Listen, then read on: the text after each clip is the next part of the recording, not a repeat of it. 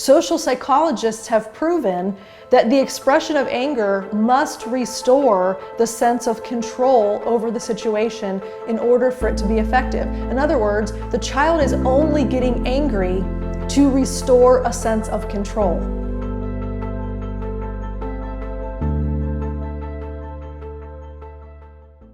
Hi, I'm Dr. Brenna Hicks, the Kid Counselor.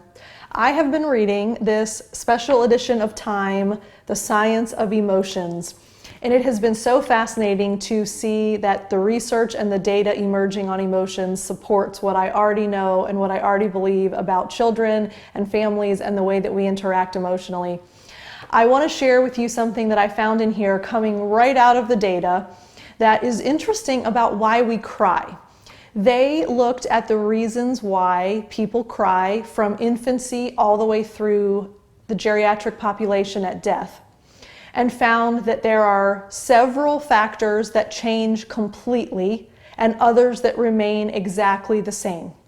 One of the things that stood out to me is that one of the high reasons, in other words, very likely, that both infants and the elderly will cry is a feeling of powerlessness. And one of the things that I consistently see with children and their families is power struggles, which now I have data in the Time Special Edition magazine to explain why. Because we hate feeling powerless. And when we do, we try to grasp at any measure of power or control that we can take. So now that we understand lifelong reason to get upset is a feeling of powerlessness, whether you're an infant, a child, middle-aged, geriatric, ready to move on in life, you are likely to cry over feeling powerless. And one of the skills that we teach in play therapy, and one of the skills that you learn in the private parent coaching that I offer, child-parent relationship therapy, is choice giving. And why choice giving works so effectively and why it's so important to changing the dynamic in that natural power struggle and control fight is because you are returning control and power to the child when they are given choices. So let's talk through what that might look like. When a child is able to make a decision, what they want to eat, what they want to wear, where they want to go, what time they'd like to do an activity. Choice for choice's sake, choice for decision-making sake, choice for empowerment's sake. If you give them a choice such as, Johnny, you can choose to leave at 5 o'clock to go to karate, or you can choose to leave at 5:15 to go to karate. Which do you choose? Note that you as the parent have already set the parameters. You would be okay with leaving at 5, and you would be okay with leaving at 5:15. I suspect if you gave that choice, 5 o'clock would just mean there was a little bit more time before the class started. 5:15 would be you get there right before class begins. So what's more important to the child? But the beauty of choice giving is you've already established the parameters, so you're not relinquishing control. You're just giving an extra measure of power and control to Johnny when you ask what choice he would like to make about what time to leave. So when Johnny says, I choose to leave at 5:15, he has a reason why. Maybe he'd like that extra 15 minutes to play with his friends. Maybe he doesn't care about getting there early. So he had power and control over the situation. Now let's backtrack and play devil's advocate a bit. What if you said, we're leaving at 5 o'clock, you better be ready, get in the car right now?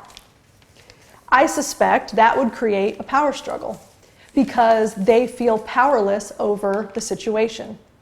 So all of a sudden, you've removed that sense of powerlessness because they understand they have ownership and control over the outcome.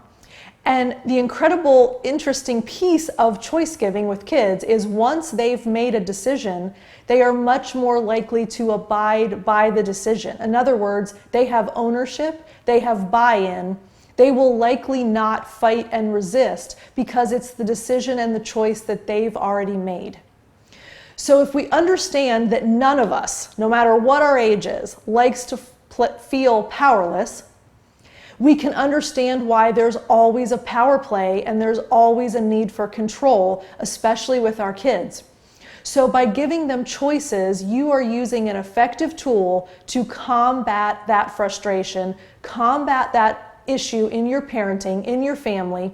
It'll change the entire dynamic because you remain in control, but the child feels empowered and, more importantly, does not feel powerless. Before I close, I wanted to read a quick piece of data from this article. A social psychologist indicated that the expression of anger must restore your sense of control over the situation in order for it to be effective. So let's unpack that a bit. You have a child who feels out of control or powerless.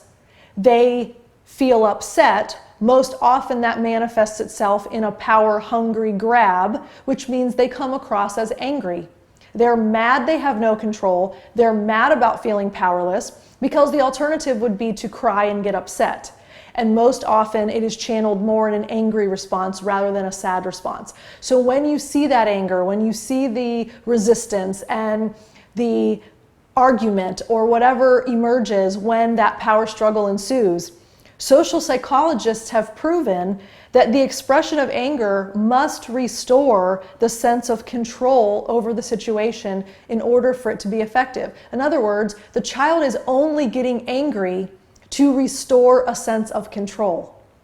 So next time you notice that's the trajectory that you are on when you're interacting with one of your children, you can be very aware of their sense of powerlessness, their anger as an attempt to gain control back, and offer a choice instead.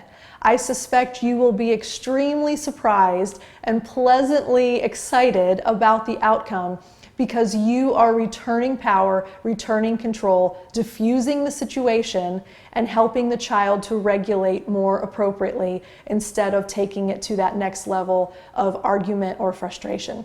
So I hope that you find that helpful. I hope you're able to use choice giving this week. There are lots of articles and information on my website about choice giving as a skill. So if you'd like to refresh yourself or if you'd like to be more aware of what choice giving looks like in a better explanation, a longer explanation, please check out my website. I hope that as you confront those moments where you would normally just say, this is the way it is, let's do it, and you start to get resistance, be aware that a choice-giving opportunity is right in front of you, and I think you'll be really excited about how it turns out. Thanks so much. See you again soon. Bye.